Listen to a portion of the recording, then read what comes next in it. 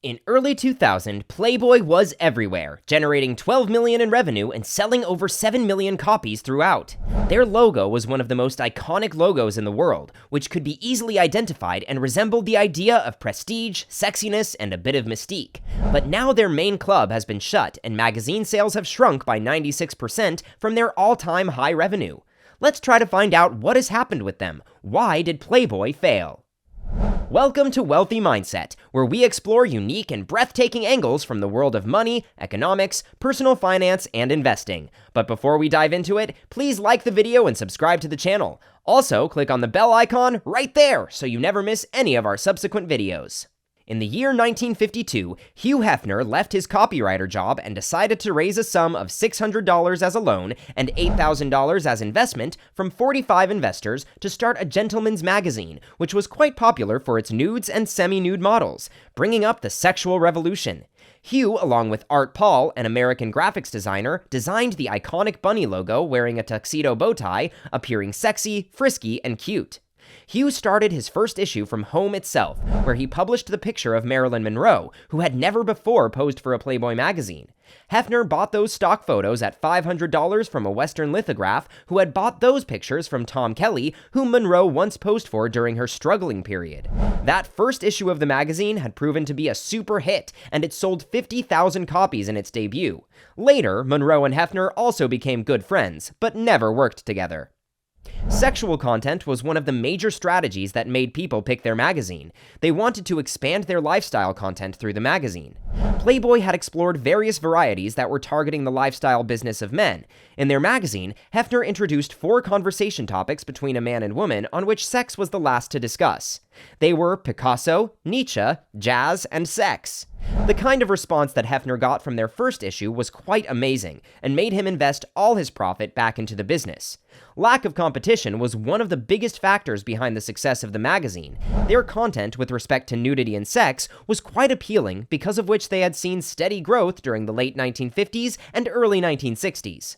Slowly, they started printing topics with respect to human rights, fiction, music, and fashion, which made their league in competition with the names like The Atlantic, The New Yorker, The Paris Review, and various other literary outlets. Joyce Carol was the contributor and defender of Playboy magazine, competing with Ray Bradbury from Fahrenheit 451, who published short fiction and excerpts. Playboy had very impressive names on their interviewing list, like Muhammad Ali, all-time boxing champion, Martin Luther King Jr., and Malcolm X. With an aim to expand, Playboy entered the business of clubbing and opened their first club in 1960 in Chicago, which had black and white patrons and performers entering from the front door wearing bunny-sized ears. Within a decade, Playboy launched several clubs in various locations, including Miami, New York, Baltimore, Kansas City, Los Angeles, Boston, and Denver. Clubs were continuously opening up in the 70s and 80s, Playboy with their international businesses including Jamaica, Japan, Philippines, and quite a few others. Playboy saw their first competitor, Penthouse, in the year 1969, but Playboy was so good in their business that their competitor was not able to affect them in any way. It was in 1972 when Playboy clocked 5.6 million copies and reported $7.2 million in revenue. It was in the 1980s when video pornography started circulating in the market. Due to the high craze of Playboy's sexual content, people easily developed their taste in videography, affecting them and their competitors as well. This affected Playboy. Its subscribers fell to 3.4 million, but maintained its position in the market. It was in the same decade, 1980s, when Playboy had to shut its clubs. The sexual revolution that they bought in the market was slowly shifting toward videography. It felt like they were getting trapped in their own strategy. But the question that arises here is, why did Playboy not enter into videography? Well, that was not their forte. They were not into pornography. Social activists and gender norms were also the major forces affecting their business. Playboy business is one of those businesses that is not loved by everyone in society, but now the perception of people is shifting. Here is where they made a mistake. Instead of fighting against the traditional ideology and sticking up to their vision, they created institutions that degraded female employees and leered men. By the time the internet launched in the late 90s, they should have ideally shifted their content to the internet, which they failed to do so. Their journey was quite slow compared to their competitors like FHM Magazine, Maxim, and Stuff, which affected their readership and views. Even after shifting to the internet, the response was quite unlikely. Due to paid advertisements and search results, competitors benefited a lot in the market. Their business adopted a proper online model by the year 2004, but by that time, pornography was freely available on the internet.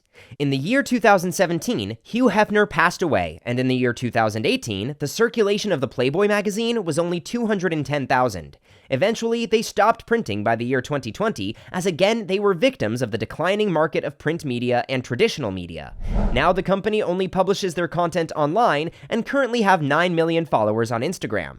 So this was the journey of Playboy magazines. We would love to hear your valuable lessons from this case study in the comments section. If you enjoyed this video, slap a like on it and subscribe to the channel to stay updated with the latest business trends and interesting facts. You can also turn on the bell notifications so you don't miss any of our mind-blowing videos. We'll catch you in the next one. Until then, bye!